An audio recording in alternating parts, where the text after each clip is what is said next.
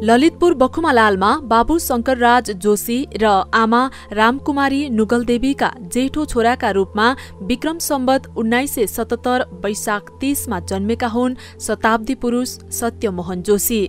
नेपाली भाषा, कला, साहित्य, संस्कृति, इतिहास, रंगमञ्च क्षेत्रमा जीवनभरि सक्रिय जीवन बिताएका एक युग नै हुन् जोशी। म नेपाली हुँ, त्यसपछि म चाहिँ क्षेत्री पनि होला, बाहुन पनि होला, नेवार पनि होला, त्यो अर्को कुरा। हामी चाहिँ नेपाल हो, नेपालको नागरिक छौँ। नेपाल आमालाई चाहिँ हामीले उठाउँ सक्छौँ भन्ने भावना छ। त्यसो त नेपाली र नेपाल भाषा दुवैलाई सँगसँगै लिएर यसैमा खोज, अनुसन्धान, अध्ययन र लेखनमा आफूलाई समर्पित गरेका जोशीलाई लोक संस्कृति र इतिहासको जीवित पुस्तकालयको उपमा नै दिएको छ। जोशीले आफ्नो जीवनकालमा 3 पटक मदन पुरस्कार पाउन सफल भएका थिए।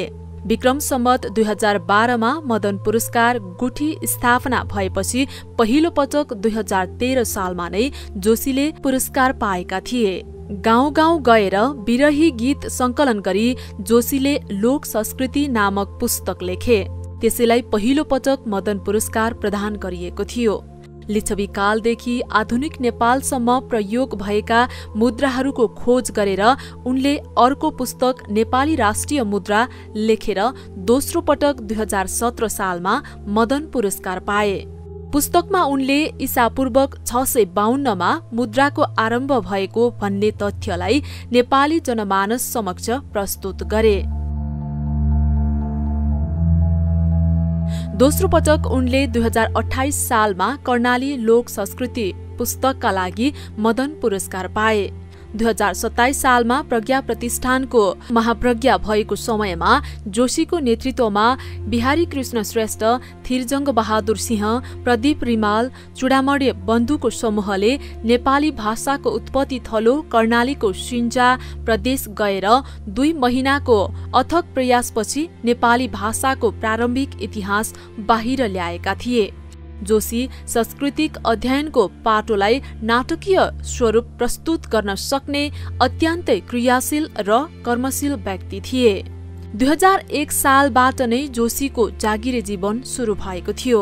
उनले 2001 सालमा औद्योगिक व्यापारिक समाचार संग्रह कडा अधिकृत स्तरको खरदारको जागिर पाएका थिए। त्यसपछि उनी संख्य विभागमा सुपरिवेक्षक हुँदै राष्ट्रिय योजना परिषदको अधिकृत, अमेरिकन सांस्कृतिक केन्द्र, महेन्द्र राजमार्ग प्रचार प्रसार प्रमुख र तत्कालीन मन्त्री परशुराम भक्त माथेमाका निजी सचिव समेत भए। प्रज्ञा प्रतिष्ठानमा 2026 सालमा सहसदस्य हुँदै प्रथम जनकुलपति केदारमान व्यथितको कार्यकालमा उनी 2031 सालदेखि 2035 सालसम्म सदस्य सचिव भए। जोशी 2016 सालमा पुरातत्व विभागको पहिलो निर्देशक भए।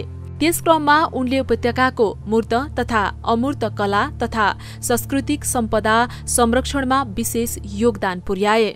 संस्कृति भन्ने शब्द र विषय नै नौलो जस्तो रहेको त्यो समयमा जोशीकै सक्रियतामा राष्ट्रिय नाचघरका लागि 1,37,000 रुपैयाँमा 6 रोपनी जग्गा खरिद गरिएको थियो।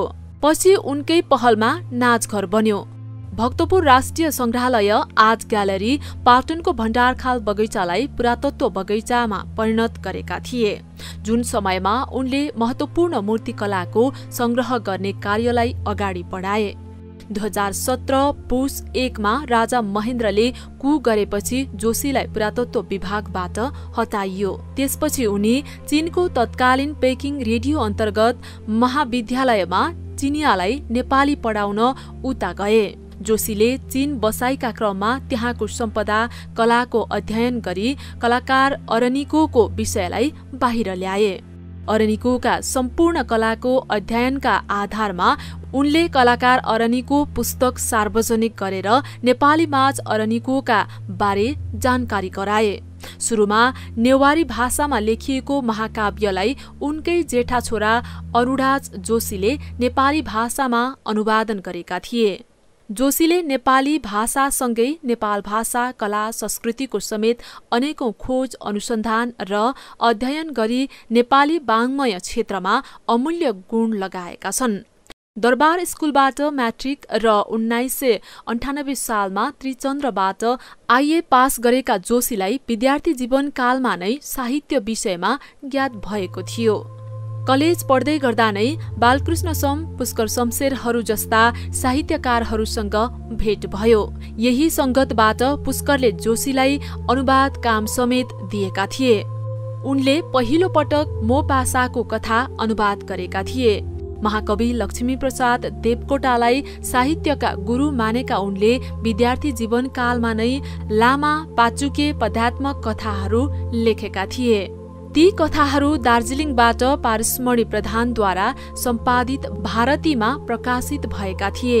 नेपालमा भने विक्रम सम्वत 1998 मा गोरखापत्रमा परिचय कविता र 1979 सालमा कर्तव्य शीर्षकको निबन्ध प्रकाशित भएको थियो भने 2000 सालमा शारदामा उनको बेपत्ता शीर्षकको कथा छापिएको थियो। जोशीको सम्पादनमा महेन्द्र स्मृति ग्रन्थ 2029 तत्कालीन राजकीय प्रज्ञा प्रतिष्ठानबाट प्रकाशित भएको थियो, जुन पुस्तकले राजा महेन्द्रलाई प्रकाशमा ल्याउने काम गर्यो। जोशीका नेपाली तथा नेपाल भाषाका व्याकरण, निबन्ध, प्रबन्ध, लोक संस्कृति, कला, ललित कला, कविता तथा नाटक अनुवाद गरी 50 वटा भन्दा बढी कृतिहरू प्रकाशित छन्। उनले साहित्य र बाल साहित्य क्षेत्रमा सृजनासँगै सम्पादन समेत गरेका थिए। जोशीका सिपाही र रैती 2027, दैलाको बत्ती 2028, फर्केर हेर्दा 2033, जब घाम लाग्छ 2035, बाघ भैरव 2062, मजिपालाखे 2071, सुनकेशरी मैया 2075 लगायतका पूर्णाङ्की नाटकहरू छन्।